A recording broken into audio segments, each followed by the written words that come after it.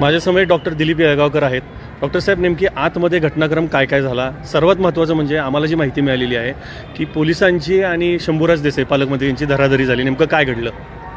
शंभूराजे तिथे इंटरफेअर करत होते आणि दमबाजी करत होते. बर पोलिसांना त्यांनी शिवीगाळ केली. बर आराम करा, मीच पालकमंत्री आहे, बघून घेतो. आपण तिथे समोर होता? त्यामुळे पोलीस चिडले. मग बर म्हणले चल कोण पालकमंत्री आहे, इथे काय महत्त्वाचं. बर आणि शिवेंद्र महाराज कामेशला सांगत होते, कामेश कांबळे म्हणजे राष्ट्रवादीचे सदस्य. आपलं बर ठरले, हां कशाला असं करतोय.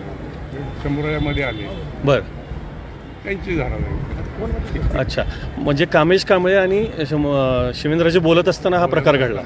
बरं, ह्याच्यामध्ये असं कळालं की शंभूराज देसाईंना काही दुखापत झाली आहे, बीपी वाढला, बीपी शूट झाला असं काय? दुखापतीचं नाही दिसलं, पण बीपी शूट झालं एवढं कळालं. बरं, त्यामुळे वर डॉक्टरना बोलवलं. बरं, ॲम्ब्युलन्स आली. अच्छा. म्हणजे आता तब्येत कशी आहे पालकमंत्र्यांची? काय नाही बघितलं, तिथं जाणं योग्य नव्हतं ना. अच्छा. बरं, आता आता एक सांगा की आता जिल्हा परिषदेमध्ये जे काही मतदान घडलेलं आहे त्या मतदानाबाबतीतली तुम्हाला आतनं काय माहिती मिळालेली आहे ती? नाही, अनिल देसाई आणि पिंटू पहलवान यांच्यावर 2 गुन्हे दाखल होते. आधीच होते का काल रात्री झाले असं कळलं आम्हाला? आधी होते.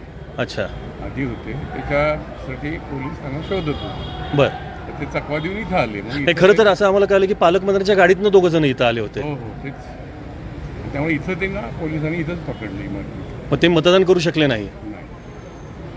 अच्छा. आणि त्याच्यामुळे आता काय निवडात नेमकी कशी झाली आहे काय? निवड प्रिया शिंदे अध्यक्ष झाल्या आणि राजू भोसले उपाध्यक्ष. शिवेंद्रराजे आणि पालकमंत्री यांच्यात काय तुम्ही झालेली झाली ना. ठीक, ओके. हा शिवेंद्र महाराजांचा अवतार फार म्हणजे आक्रमक होता. म्हणजे आता फक्त तलवार नव्हती. म्हणजे शिवेंद्रराजे आणि पालकमंत्र्यांची वादावादी जोरात झाली म्हणायचं? बरं. शिवेंद्र महाराजांचा एवढा आक्रमक पवित्र कधीच बघितला नाही. बरं. एवढा पवित्र होता. बरं.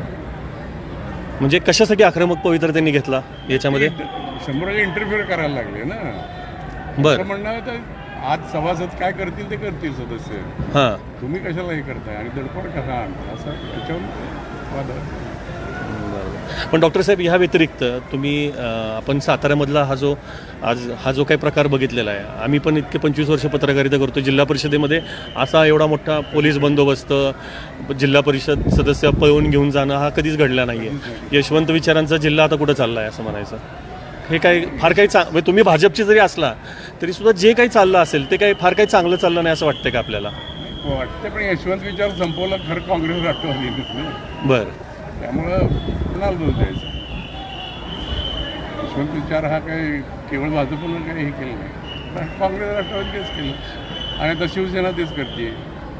कारण जर वर आघाडी आहे, युती आहे, युतीत झालं असं चांगलं झालं असं.